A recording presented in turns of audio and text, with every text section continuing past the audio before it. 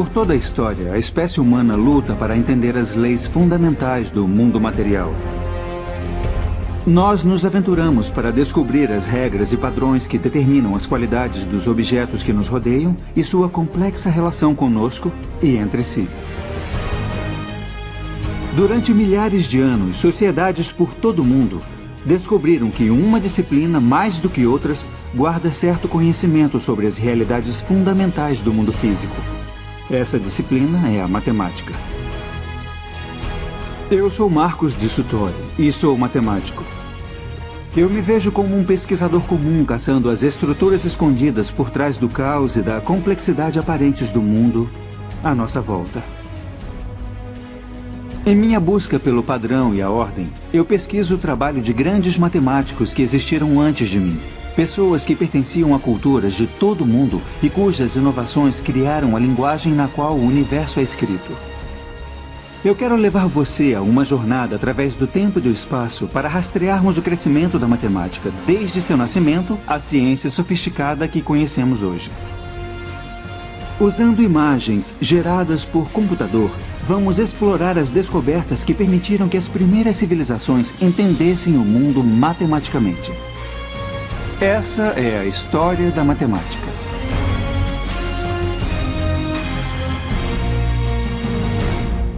A história da matemática.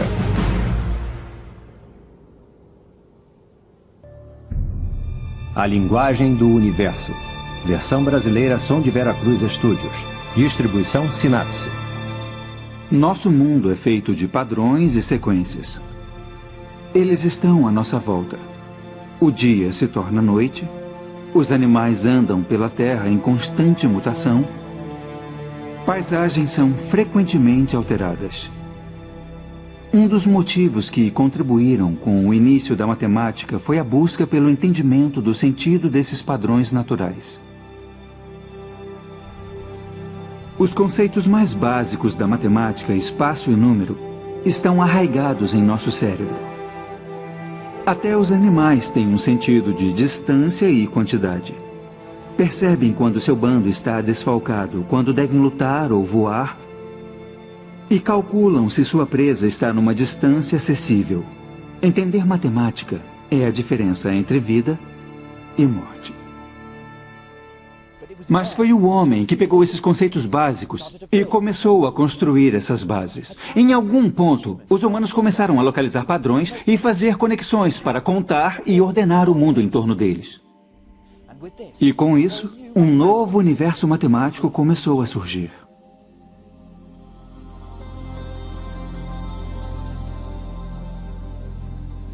Esse é o Rio Nilo. Ele é a fonte de vida do Egito há milênios. Foi aqui que surgiram alguns dos primeiros sinais da matemática que conhecemos hoje. As pessoas abandonaram a vida nômade e começaram a se estabelecer aqui por volta de 6.000 a.C. As condições eram perfeitas para a agricultura.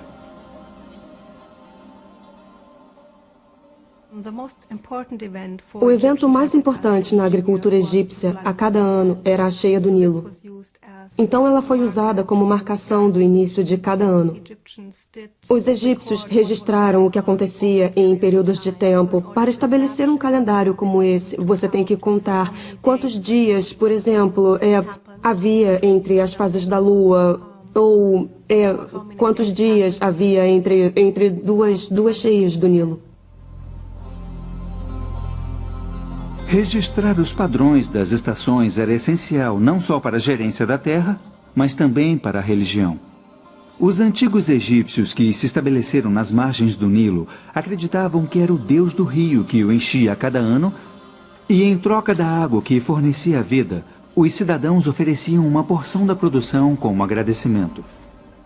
Quando os assentamentos ficaram maiores, se tornou necessário encontrar maneiras de administrá-los. Era preciso calcular porções de terra, fazer previsão das colheitas e cobrar impostos. Resumindo, as pessoas precisavam contar e medir. Os egípcios usavam seus corpos para medir o mundo. E foi assim que as unidades de medidas evoluíram. Um palmo era a largura de uma mão. Um cúbito, a distância entre o cotovelo e as pontas dos dedos. Os cúbitos de terra, faixas de terra medindo 1 cúbito por 100, eram usados pelos topógrafos dos faraós para calcular áreas. Há uma relação bem forte entre a burocracia e o desenvolvimento da matemática no Antigo Egito, e nós podemos vê-la desde o início da invenção do sistema numérico. Através da história egípcia até o Velho Reinado, a única evidência que temos é dos sistemas metrológicos, que são medidas diárias por extensão. Isso aponta a necessidade burocrática de desenvolver essas coisas. Era vital saber a área das terras de um fazendeiro para ele poder ser taxado de acordo, ou para saber se o Nilo roubou parte de suas terras para que ele pudesse pedir abatimento. Isso significava que os topógrafos dos faraós calculavam frequentemente a área de partes irregulares de terra, e a busca por solucionar esses problemas práticos que os tornaram os primeiros inovadores matemáticos.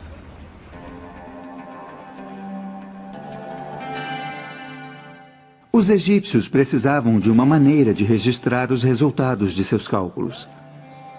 Entre todos os hieróglifos nas lembrancinhas turísticas espalhadas pela cidade do Cairo, eu estava à caça daqueles que registram os primeiros números da história. Eles são difíceis de serem encontrados. Mas, enfim, encontrei. Os egípcios usavam um sistema decimal motivado pelos 10 dedos das mãos. O sinal de 1 era um risco. 10 era um osso de calcanhar, 100 um rolo de corda e 1000 eram plantas de lótus. Quanto é essa camiseta?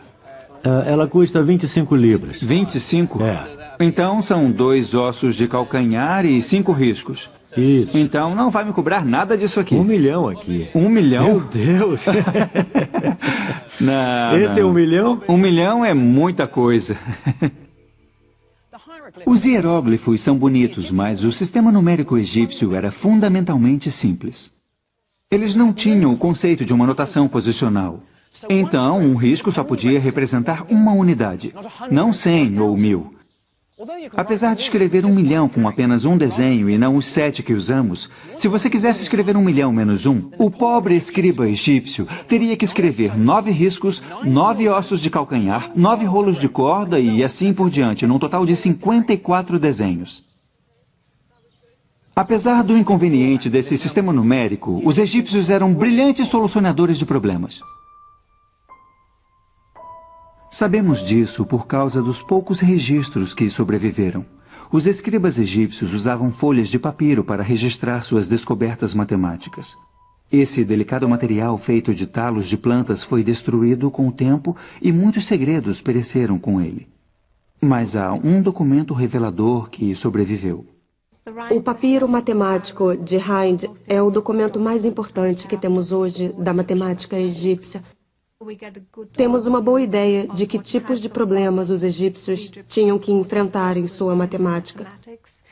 Também temos uma demonstração explícita de como as multiplicações e divisões eram feitas. O papiro mostra como multiplicar 2 números grandes. Mas, para ilustrar o método, vamos pegar 2 números menores. Vamos usar 3 vezes 6. O escriba pegava o primeiro número, 3, e colocava numa coluna. Na segunda coluna, ele colocava o número 1. E depois dobrava os números em cada coluna, então 3 se tornava 6. E 6 se tornava 12. E depois, na segunda coluna, 1 se tornava 2 e 2 se tornava 4. Aqui está a parte interessante. O escriba quer multiplicar 3 por 6. Então pega os grupos na segunda coluna, que somam 6. São 2 mais 4. Depois ele volta à primeira coluna e pega as fileiras correspondentes ao 2 e ao 4. Então são 6 e 12. Ele soma os 2 para ter a resposta 18. Mas o mais impressionante para mim nesse método é que o escriba escreve efetivamente o segundo número em 6 binários. É um lote de 4, um lote de 2 e nenhuma unidade, que é 1, 1, 0. Os egípcios entenderam o poder dos binários mais de 3.000 anos antes do matemático e filósofo Leibniz revelar o seu potencial. Hoje, todo o mundo tecnológico depende dos mesmos princípios que eram usados no Antigo Egito. O papiro de Hind foi registrado por um escriba chamado Hermes por volta de 1650 a.C., e seus problemas buscam as soluções para situações cotidianas. Vários dos problemas mencionam pães e cerveja, porque era comum pagar os trabalhadores egípcios com comida e bebida. Um deles se preocupa em dividir 9 pães igualmente entre 10 pessoas, sem que houvesse briga. Eu tenho 9 pães aqui e vou pegar 5 deles e cortar pela metade. Claro que 9 pessoas poderiam pegar 1/10 do seu pão e dar um monte de migalhas a uma 10ª pessoa. Mas os egípcios desenvolveram uma solução mais elegante. Pegaram os outros 4 e dividiram em 3. Mas 2/3 eu vou cortar em 5, então cada pedaço vai ser a 15ª parte. Cada pessoa recebe uma metade, mais 1/3 e uma 15ª parte. É através de problemas práticos como esse que começamos a ver uma matemática mais abstrata se desenvolver. De repente, novos números entram em cena, frações. E em breve, os egípcios estariam explorando a matemática desses números. Frações são claramente de importância prática a qualquer um que queira dividir quantidades para pôr no mercado. Para registrar essas transações, os egípcios desenvolveram uma notação que registrava esses novos números. Uma das mais antigas representações dessas frações veio de um hieróglifo que tinha grande significado místico. Ele se chama Olho de Horus. Horus foi um antigo deus do reino, representado como metade homem, metade falcão. De acordo com a lenda, o pai de Horus foi morto por seu outro filho, Set. Horus estava determinado a vingar o assassinato. Durante uma batalha bastante violenta, Set arrancou o olho de Horus, o cortou e espalhou pelo Egito. Mas os deuses estavam cuidando de Horus e reuniram os pedaços e refizeram o olho. Cada parte do olho representava uma fração diferente. Cada uma é metade da fração anterior. Apesar de o olho original representar uma unidade inteira, o olho reunido é 64 avos menor. Apesar dos egípcios terem parado em 64 avos, fica implícito nessa figura a possibilidade de adicionar mais, cortando pela metade cada vez até a soma chegar mais perto de 1, mas nunca chegando realmente nele. Essa é a primeira pista de algo chamado série geométrica e aparece em vários pontos do papiro de Hind. Mas o conceito de série infinita se manteria oculto até os matemáticos da Ásia o descobrirem séculos depois. Criando um sistema de números incluindo essas novas frações, era hora dos egípcios aplicarem seu conhecimento no entendimento de formas encontradas no dia a dia. Essas formas eram quadrados ou retângulos, raramente regulares, e no papiro de Hind achamos a área de uma forma mais orgânica, o círculo. O que é surpreendente no cálculo da área de um círculo é a exatidão. Como eles encontraram o método, ainda não se sabe, porque os textos que temos não nos mostram como foram obtidos. Esse cálculo é particularmente notável porque depende de vermos como a forma do círculo pode ser aproximada pelas formas que os egípcios já entendiam. O papiro de Hind diz que um campo circular com um diâmetro de 9 unidades tem a área próxima a de um quadrado com lados de 8 unidades. Mas como essa relação foi descoberta? Minha teoria preferida vê a resposta no antigo jogo da Mancala. Os tabuleiros de Mancala foram encontrados esculpidos nos telhados dos templos. Cada jogador começa com um número igual de pedras e o objetivo do jogo é movê-las pelo tabuleiro, capturando as peças do oponente no caminho. Enquanto os jogadores esperavam fazer sua próxima jogada, talvez um deles tenha percebido que às vezes as peças enchem os buracos circulares no tabuleiro da Mancala de uma maneira completa. Ele pode ter experimentado fazendo círculos maiores. Talvez tenha percebido que 64 pedras, o quadrado de 8, podem ser usadas para fazer um círculo com um diâmetro de 9 pedras. Reorganizando essas pedras, o círculo se aproximou de um quadrado. E porque uma área de um círculo é π vezes o raio ao quadrado, o cálculo egípcio nos dá o primeiro valor exato do π. A área do círculo é 64. Divida isso pelo raio ao quadrado. Nesse caso, 4,5 ao quadrado, e você tem o valor do π. Então, 64 divididos por 4,5 ao quadrado são 3,16, apenas um pouco abaixo dos 2/100 do seu verdadeiro valor.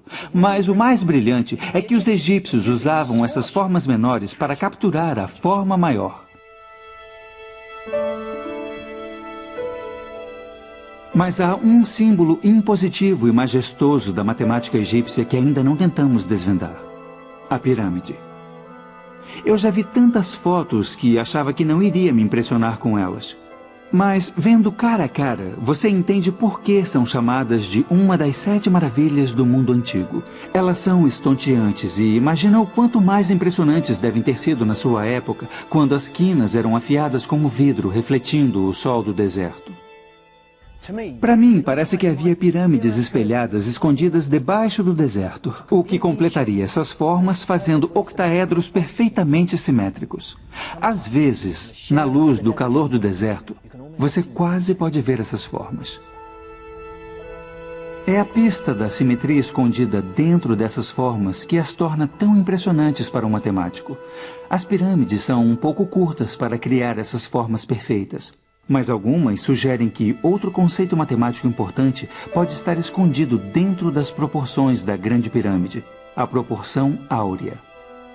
Há 2 extensões na proporção áurea.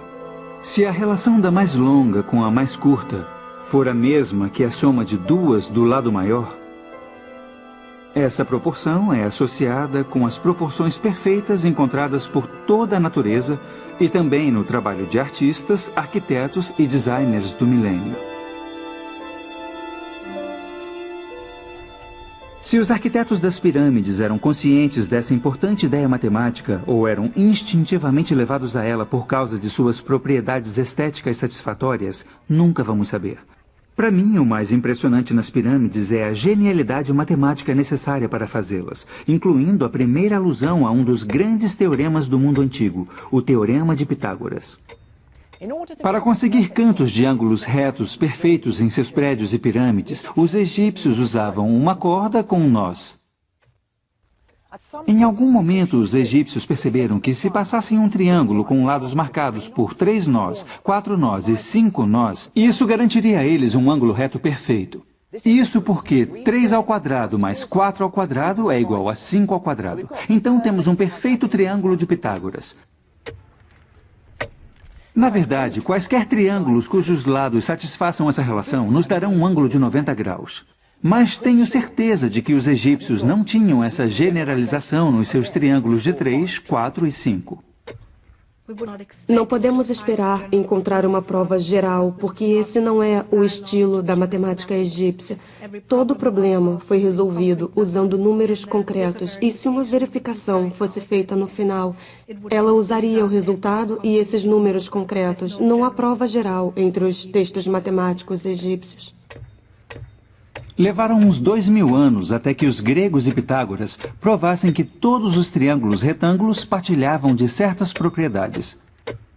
Essa não foi a única ideia matemática que os egípcios descobriram. Em um documento de 4000 anos, chamado de Papiro de Moscou, encontramos uma fórmula para uma pirâmide com o seu pico cortado, o que mostra a primeira pista de cálculos em andamento. Para um local como o Egito, que é famoso por suas pirâmides, é de se esperar que problemas como esse fossem constantes em seus textos matemáticos. O cálculo do volume de uma pirâmide cortada é uma das partes mais avançadas da matemática do Antigo Egito em relação aos nossos padrões modernos. Os arquitetos e engenheiros certamente queriam essa fórmula para calcular a quantidade de material exigida para suas construções. Mas a sofisticação da matemática egípcia é que pôde produzir um método tão bonito.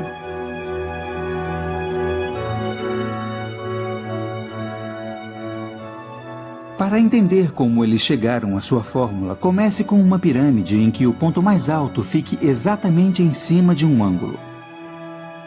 3 desses podem ser reunidos para fazer uma caixa retangular, fazendo com que o volume da pirâmide inclinada seja 1/3 do volume da caixa. Isso é a altura vezes o comprimento vezes a largura divididos por 3. Aí vem um argumento que mostra as primeiras pistas do cálculo usado milhares de anos antes de Gottfried Leibniz e Isaac Newton criarem a teoria. Imagine que você cortasse a pirâmide em fatias. Poderia então arrastar as camadas para fazer uma pirâmide mais simétrica, como vemos em Giza. No entanto, o volume da pirâmide não mudou, apesar da reorganização das camadas. Então, a mesma fórmula funciona.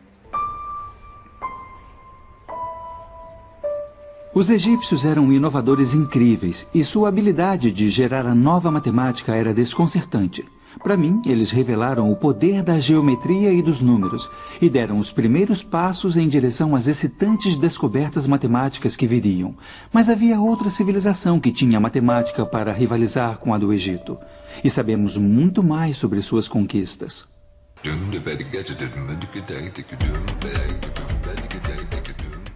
Essa é Damasco. Com mais de 5.000 anos, hoje em dia ainda é vibrante e animada. Ela era o ponto mais importante nas rotas de comércio, ligando a velha Mesopotâmia ao Egito. Os babilônios controlavam a maior parte do que hoje é Iraque, Irã e Síria, desde 1800 a.C. Para expandir e comandar seu império, eles se tornaram mestres na manipulação e administração de números. Temos códigos legais, por exemplo, que nos dizem sobre como a sociedade era ordenada. E as pessoas que mais conhecemos são os escribas, pessoas profissionalmente instruídas que mantinham registros de famílias ricas e de templos e palácios. Escolas de escribas existiam desde 2500 a.C. Escribas aspirantes eram mandados para lá crianças e aprendiam a ler, escrever e trabalhar com números. Os registros de escribas foram mantidos em blocos de argila, o que permitiu que os babilônios comandassem e aumentassem seu império. No entanto, muitos dos blocos que temos hoje não são documentos oficiais, mas exercícios de crianças. São relíquias incomuns que nos dão uma ideia rara de como os babilônios lidavam com a matemática.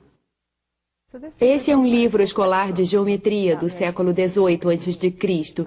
e vocês podem ver que há várias figuras nele. E embaixo de cada figura há um texto que dá um problema sobre ela.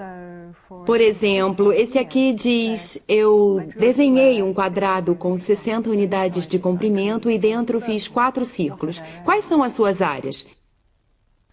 E esse pequeno bloco aqui foi escrito pelo menos 1000 anos depois do outro bloco.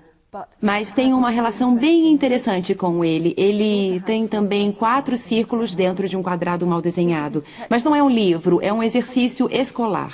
O adulto que ensinava dava isso ao aluno como exemplo de dever de casa ou uma coisa assim.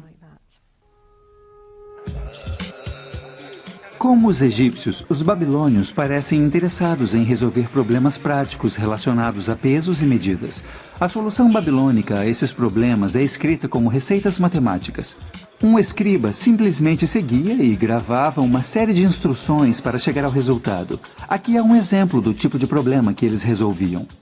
Eu tenho um feixe de gravetos de canela aqui, mas eu não vou pesá-lo. Ao invés disso, vou pegar 4 vezes seu peso e colocar na balança. Agora vou adicionar 20 jin. Jin era a medida de peso babilônica. Eu vou pegar metade de tudo e adicionar de novo. Então são 2 feixes e 10 jin. Agora tudo desse lado é igual a 1 mana. 1 mana era 60 jin. E aqui temos uma das primeiras equações matemáticas da história. Tudo desse lado é igual a 1 mana. Mas quanto pesa o feixe de gravetos de canela? Sem qualquer linguagem algébrica, eles puderam manipular as quantidades para poder provar que os gravetos de canela pesavam 5 jin.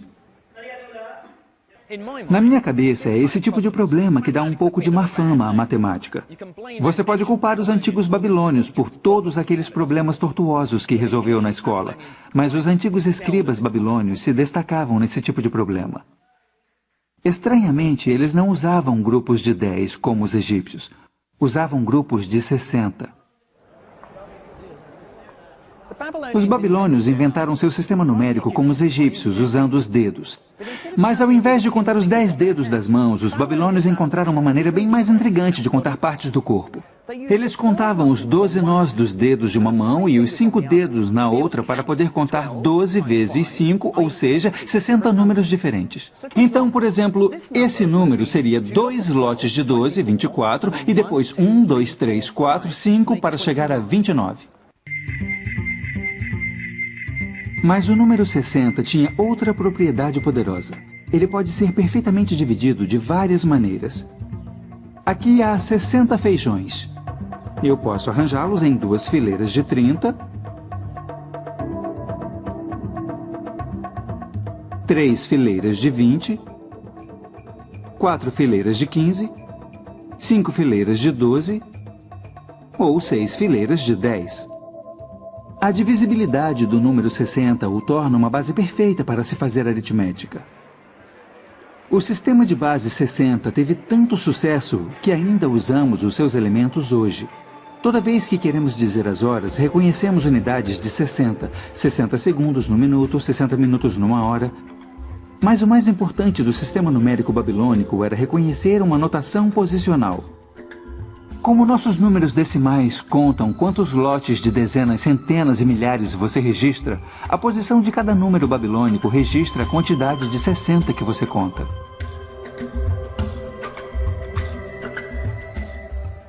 Ao invés de inventar novos símbolos para números maiores, eles escreveram 111.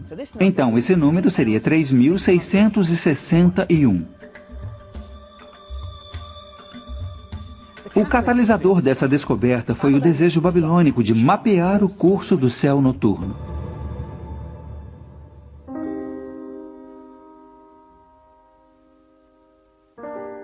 O calendário babilônico foi baseado nos ciclos lunares. E então precisavam de uma maneira para registrar astronomicamente números grandes. Mês a mês, ano a ano, esses ciclos eram registrados. Desde 800 a.C., havia listas completas de eclipses lunares. O sistema babilônico de medidas era bastante sofisticado para a época. Eles tinham um sistema de medida angular, 360 graus num círculo completo. Cada grau era dividido em 60 minutos e depois era dividido em 60 segundos. Assim, eles tinham um sistema regular de medidas e ele estava em perfeita harmonia com seu sistema numérico, então era bastante útil não só para a observação, mas também para o cálculo. Mas para calcular e lidar com números grandes, os babilônios precisavam inventar um novo símbolo. E fazendo isso, eles prepararam o terreno para um dos maiores avanços na história da matemática, o zero. No início dos tempos, para os babilônios marcarem um lugar vazio no meio de um número, eles deixavam um espaço em branco. Então precisavam de uma maneira de representar o nada no meio de um número. Assim usavam um sinal como apóstrofos ou sinais de pontuação, e isso significava o zero no meio de um número. Essa foi a primeira vez que um zero, sob qualquer forma, apareceu no universo matemático. Mas ainda levaria 1000 anos até que esse marcador de lugar se tornasse um número com todo o seu direito.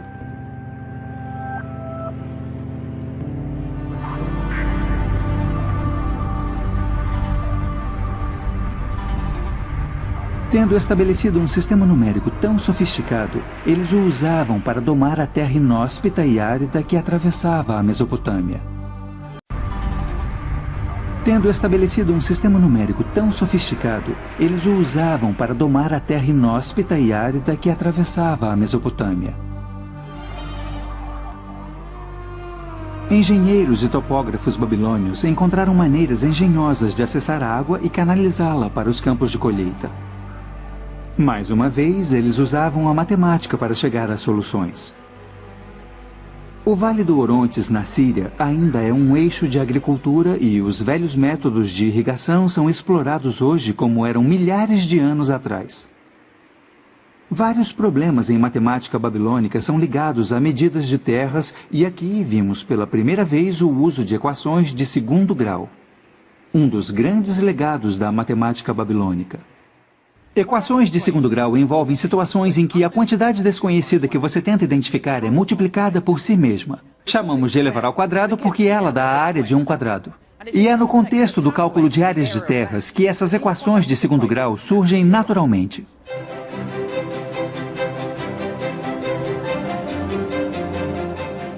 Aqui está um problema típico. Se um campo tem uma área de 55 unidades e um lado é 6 unidades maior que o outro,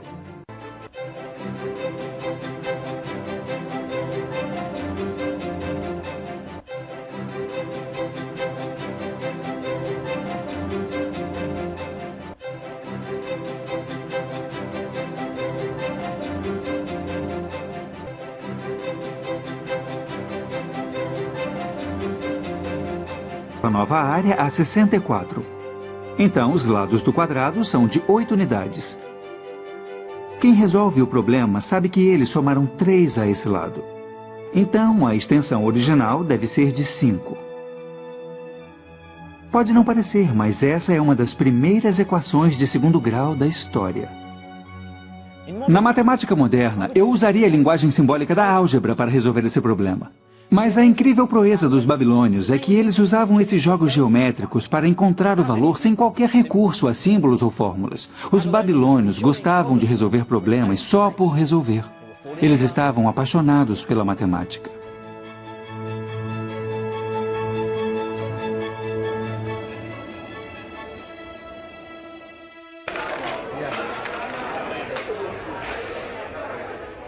A fascinação babilônica pelos números logo encontrou lugar em seu tempo de lazer também. Eles eram ávidos jogadores. Os babilônios e os seus descendentes jogam uma versão do gamão há mais de 5.000 anos. Os babilônios jogavam jogos de tabuleiro, desde os mais sofisticados em tumbas reais até os mais simples, encontrados em escolas ou riscados nas entradas de palácios para que os guardas jogassem quando estivessem entediados. E eles usavam dados para mover suas peças. As pessoas que jogavam jogos usavam números em seu tempo de lazer para tentar vencer seu oponente, fazendo aritmética mental bem rápido.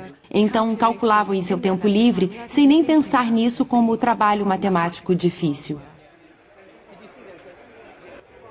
Agora é minha chance. Eu não jogo gamão há séculos, mas acho que minha matemática é boa o suficiente para me dar alguma chance. Tem que tirar 6, hein? Então 6, e eu preciso mover alguma coisa. Você é que sabe o que vai fazer. Vamos Mas lá. não era tão fácil quanto eu pensei. Ah! O que foi isso? Esse é 1 e esse é 2. Vamos ver. Agora está enrolado, hein? Então não posso mover nada. Eu não posso mover mesmo? Não pode mover isso. Eu pensei que eu podia mover. Aí está. Você é muito bom. 3 e 4, então? Como os antigos babilônios, meus oponentes são mestres da matemática tática. É. Toca aqui. Ótimo jogo. Muito bom. Os babilônios são reconhecidos como uma das primeiras culturas a usar formas simétricas para fazer dados. Mas há debates acalorados sobre se eles também seriam os primeiros a descobrir o segredo de outra forma importante: o triângulo-retângulo. Já vimos como os egípcios usam um triângulo-retângulo de 3, 4, 5. Mas o que os babilônios sabiam sobre essa forma e outras como essa é bem mais sofisticado. Essa é a tábua antiga mais famosa e controversa que temos. Ela se chama Plimpton 322. Muitos matemáticos estão convencidos de que ela mostra que os babilônios podiam saber o princípio em relação aos triângulos retângulos de que o quadrado da hipotenusa é a soma dos quadrados dos catetos, séculos antes dos gregos o constatarem. Essa é uma cópia da talvez mais famosa tábua babilônica, que é a Plimpton 322. E esses números aqui refletem a largura ou a altura de um triângulo. Sendo assim a diagonal, o outro lado seria aqui. E o quadrado dessa coluna mais o quadrado dessa coluna é igual ao quadrado da diagonal. Eles foram organizados para que o ângulo decrescesse regularmente, numa base bastante uniforme, mostrando que alguém tinha muito entendimento de como os números se encaixavam.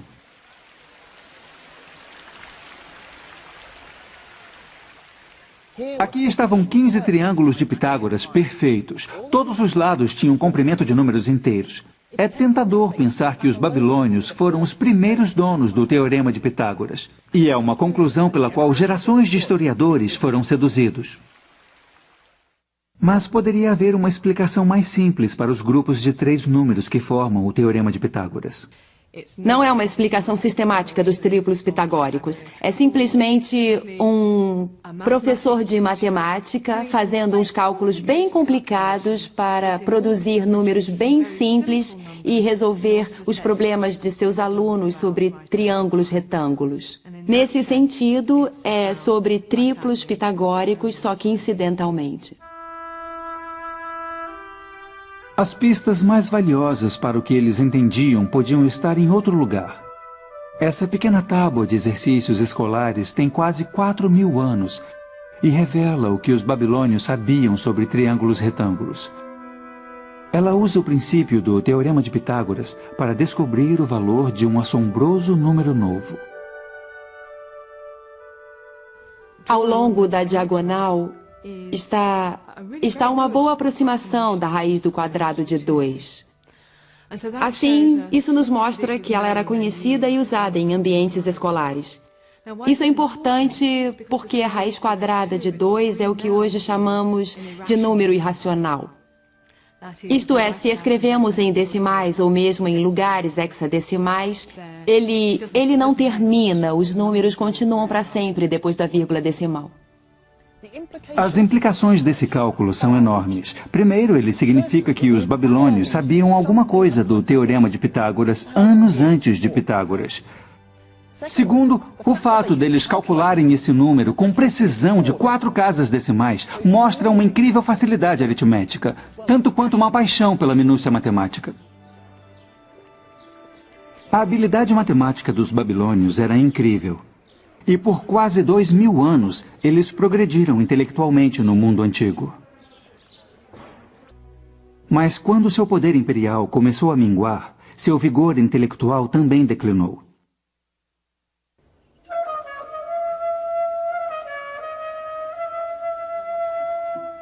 Por volta de 330 a.C., os gregos avançaram ao alcance de seu império até a antiga Mesopotâmia. Essa é Palmira, no centro da Síria, que um dia foi uma cidade grande construída pelos gregos. O conhecimento matemático necessário para construir estruturas com tanta perfeição geométrica é impressionante. Como os babilônios antes, os gregos também eram apaixonados pela matemática. Os gregos eram colonizadores inteligentes. Eles tiraram o melhor das civilizações que conquistaram para aumentar seu próprio poder e influência. Mas também deram as suas contribuições. Na minha opinião, sua maior inovação tem a ver com uma mudança de pensamento. O que eles iniciaram influenciaria a humanidade por séculos. Eles nos deram poder de prova. De certa forma, eles decidiram que tinham que ter um sistema dedutivo para a sua matemática. E o sistema dedutivo típico era começar com certos axiomas que você imagina verdadeiros. Como se imagina que certo teorema seja verdadeiro, mas sem provar. E depois se percorrem métodos lógicos e etapas muito cuidadosas. Desses axiomas você prova teoremas, e desses teoremas você prova mais teoremas, e isso continua. Exatamente como uma bola de neve. A prova é o que dá força à matemática. É o poder de prova que significa que as descobertas dos gregos são verdadeiras hoje como eram 2.000 anos atrás. Eu precisava seguir para o oeste no coração do antigo Império Grego para aprender mais.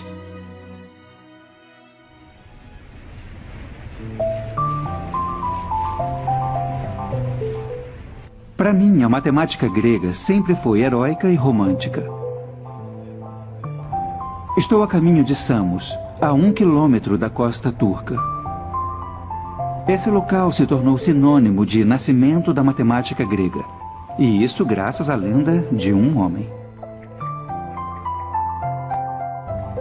Seu nome é Pitágoras. As lendas em torno de sua vida e trabalho contribuíram para o status de celebridade que ele ganhou nos últimos 2.000 anos.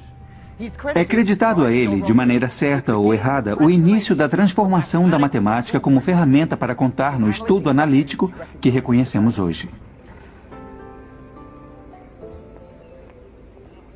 Pitágoras é uma figura controversa. Por não ter deixado escritos matemáticos, muitos questionam se ele realmente resolveu algum dos teoremas atribuídos a ele. Ele fundou uma escola em Samos no século VI a.C., mas seus ensinamentos eram considerados suspeitos e os pitagóricos eram vistos como uma seita bizarra. Há boas evidências de que havia escolas pitagóricas e elas deviam parecer mais com seitas do que com escolas filosóficas, porque não partilhavam só conhecimentos, também partilhavam um estilo de vida. E todas elas pareciam estar envolvidas na política da cidade. Um detalhe que as torna incomuns no mundo antigo é que elas incluíam mulheres. Os pitagóricos são sinônimo de entendimento de algo que escapava aos egípcios e aos babilônios: as propriedades dos triângulos retângulos. O que é conhecido como Teorema de Pitágoras mostra que, se você pegar qualquer triângulo retângulo e fizer quadrados em todos os lados, a área do maior quadrado é igual à soma dos quadrados dos dois lados menores. Para mim, é nesse ponto que a matemática nasce e se abre um abismo entre as outras ciências. E a prova é tão simples quanto devastadora em suas implicações. Posicione 4 cópias do triângulo retângulo em cima dessa superfície. O quadrado que você vê agora tem lados iguais à hipotenusa do triângulo. Arrastando esses triângulos, vemos como podemos separar a área do maior quadrado em 2 quadrados menores, cujos lados são dados pelos 2 lados menores do triângulo. Em outras palavras, o quadrado da hipotenusa é igual à soma dos quadrados dos catetos. O Teorema de Pitágoras. Isso ilustra um dos temas característicos da matemática grega: o apelo dos belos argumentos da geometria, mais do que uma preocupação com números. Pitágoras pode ter perdido o apelo e muitas das descobertas creditadas a ele foram contestadas recentemente. Mas há uma teoria matemática que eu detestaria tirar dele. Ela tem a ver com a música e a descoberta da série harmônica. A história diz que, passando por um ferreiro, Pitágoras ouviu o som das batidas numa bigorna e percebeu como as notas produzidas soavam em perfeita harmonia. Ele acreditava que devia haver uma explicação racional para as notas soarem tão atraentes. E a resposta era matemática.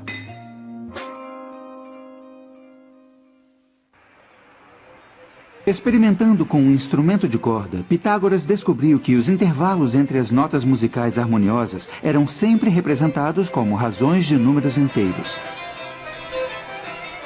E foi assim que ele pode ter construído a sua teoria. Primeiro, ele tocou uma nota na corda solta.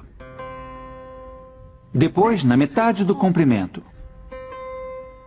A nota quase parece a mesma da primeira. Na verdade, é uma oitava mais alta, mas a relação é tão forte que damos o mesmo nome a essa nota. Agora pegamos 1/3 da extensão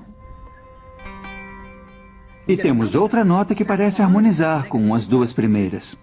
Mas pegue um comprimento de corda que não está numa razão de número inteiro e temos a dissonância.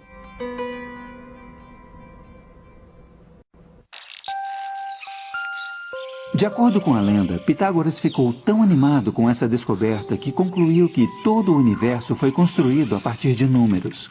Mas ele e seus seguidores estavam diante de um desafio à sua visão de mundo ainda maior. E ele veio como resultado de um teorema que leva o nome de Pitágoras. A lenda conta que um dos seus seguidores, um matemático chamado Hipasos, quis descobrir o comprimento da hipotenusa para um triângulo retângulo com 2 catetos medindo 1 unidade.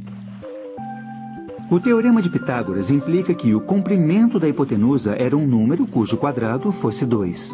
Os pitagóricos imaginaram que a resposta seria uma fração, mas quando Hipasos tentou expressar de sua maneira, não importa o quanto tentasse, ele não conseguia. Um dia, ele percebeu que seu erro era pressupor que o valor era uma fração. O valor da raiz quadrada de 2 era o número que os babilônios desenharam na tábua. No entanto, eles não reconheceram a característica especial desse número, mas Hippasos sim. Era um número irracional. A descoberta desse novo número e de outros como ele se assemelha a um explorador fazer a descoberta de um novo continente ou um naturalista descobrir uma nova espécie. Mas esses números irracionais não cabiam na visão de mundo de Pitágoras. Historiadores gregos contam a história de como Pitágoras jurou segredo em sua seita. Mas Hippasos deixou escapar a descoberta e foi rapidamente dissuadido de suas tentativas de difundir sua pesquisa. Mas essas descobertas matemáticas não poderiam ser facilmente esquecidas. Escolas de filosofia e ciências começaram a florescer por toda a Grécia baseadas nesses princípios. A mais famosa delas era a Academia. Platão fundou essa escola em Atenas em 387 a.C. Apesar de pensarmos nele hoje como filósofo, ele foi um dos estudiosos mais importantes da matemática. Platão foi arrebatado pela visão de mundo pitagórica e considerava a matemática a pedra fundamental do conhecimento. Algumas pessoas diziam que Platão provavelmente foi a figura mais influente da matemática grega em nossa percepção. Ele dizia que a matemática é uma forma importante de conhecimento e que tem relação com a realidade. Então, conhecendo matemática, sabemos mais sobre a realidade.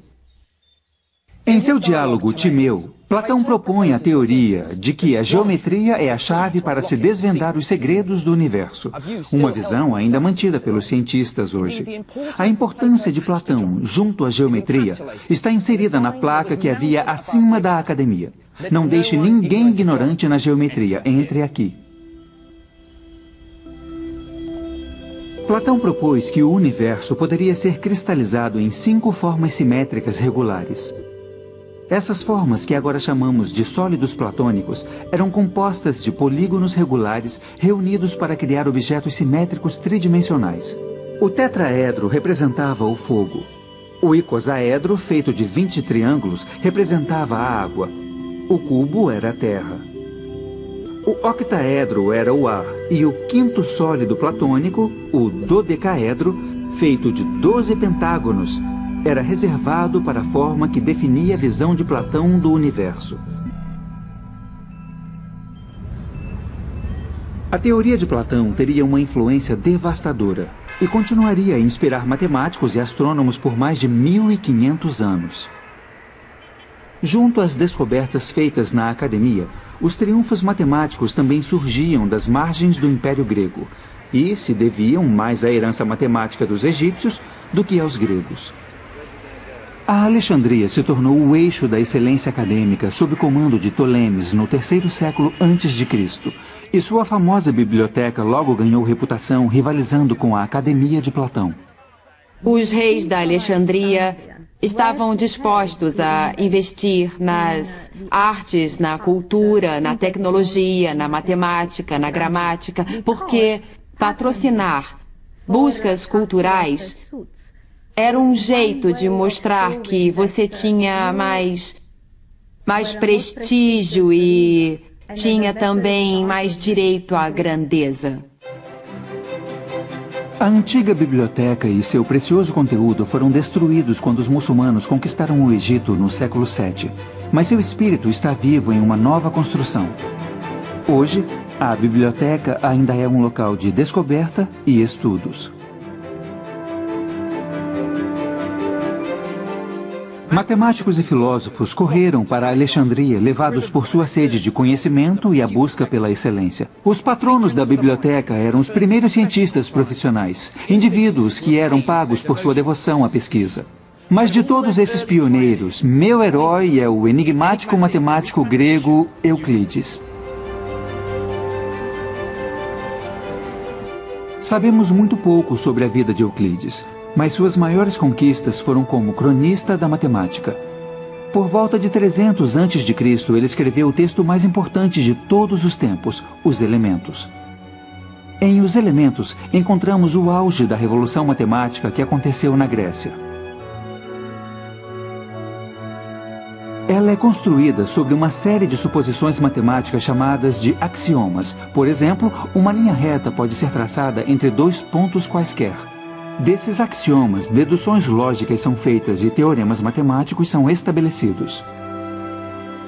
Os elementos contêm fórmulas para calcular os volumes de cones e cilindros, provas sobre séries geométricas e números perfeitos e primos. O clímax de Os Elementos é uma prova de que só há 5 sólidos platônicos.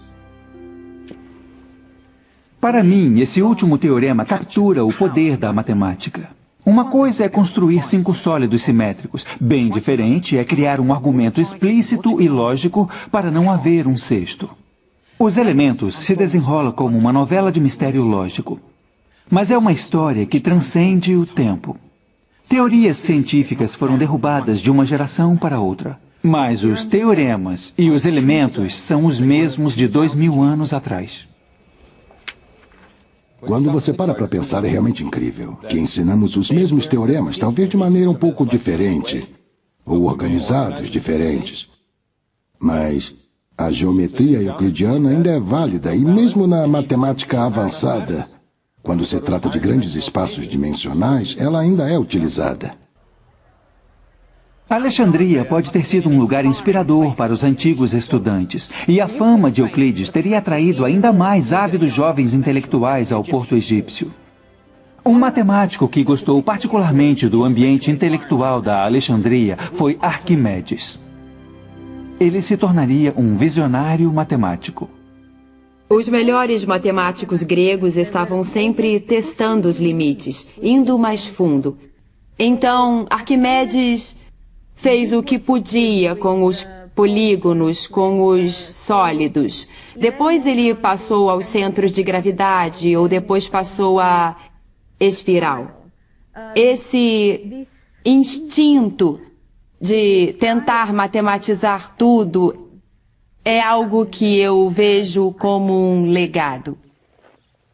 Uma das especialidades de Arquimedes eram as armas de destruição em massa.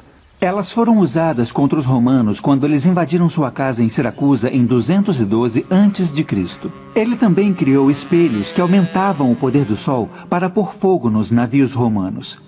Mas para Arquimedes, esses esforços eram meras diversões na geometria. Ele tinha ambições mais elevadas. Arquimedes foi atraído pela matemática pura e acreditava no estudo da matemática pela matemática, não pelo desprezível mercado de engenharia ou a busca sórdida de lucro. Uma das melhores investigações da matemática pura era produzir fórmulas para calcular áreas de formas regulares. O método de Arquimedes era capturar novas formas usando formas que ele já compreendia. Então, por exemplo, para calcular a área de um círculo, ele o fechava num triângulo e depois dobrava o número de lados do triângulo. A forma interna ficava cada vez mais perto do círculo. E às vezes chamamos um círculo de polígono com um número infinito de lados. Mas estimando a área do círculo, Arquimedes, na verdade, consegue o valor de π, o número mais importante na matemática. No entanto, foi calculando os volumes de objetos sólidos que Arquimedes se sobressaiu.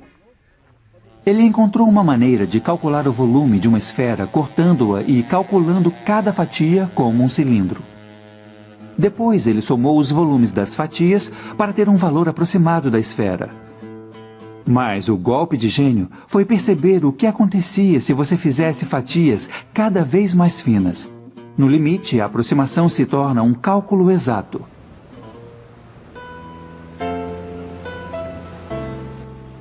Mas o comprometimento de Arquimedes com a matemática foi sua ruína. Arquimedes estava contemplando um problema sobre círculos traçados na areia quando um soldado romano o abordou. Arquimedes estava tão imerso em seu problema que insistiu em terminar seu teorema. Mas o soldado romano não estava interessado no problema de Arquimedes e o matou no local. Mesmo diante da morte, a devoção de Arquimedes à matemática era inabalável.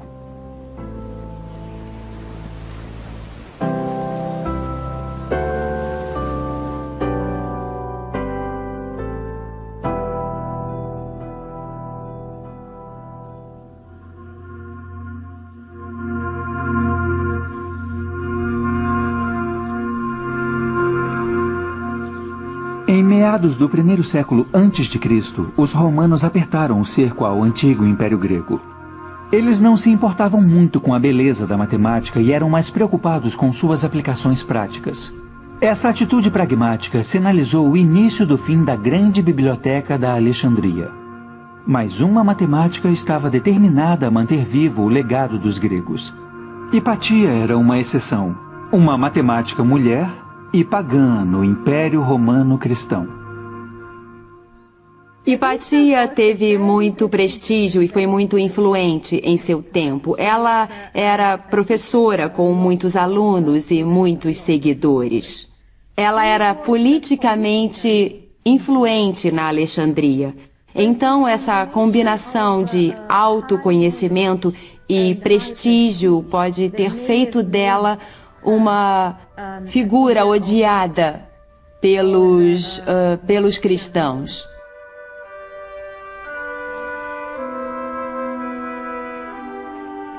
Um dia, durante a Quaresma, Hipatia foi arrancada de sua carruagem por um grupo cristão e levada a uma igreja. Lá ela foi torturada e brutalmente assassinada. As circunstâncias dramáticas de sua vida e morte fascinaram as gerações seguintes. Infelizmente, sua crença encobriu suas conquistas matemáticas.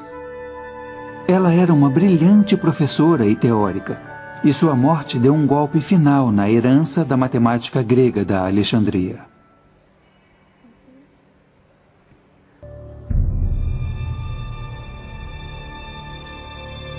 Minhas viagens me levaram a uma jornada fascinante para descobrir a paixão e a inovação dos primeiros matemáticos do mundo. São descobertas feitas por esses pioneiros do Egito, da Babilônia e da Grécia, que são as bases nas quais minha ciência é construída hoje.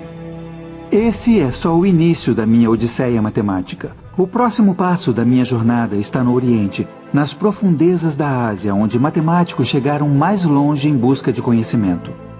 Com essa nova era, veio uma linguagem da álgebra e dos números que serão contados no próximo capítulo de A História da Matemática.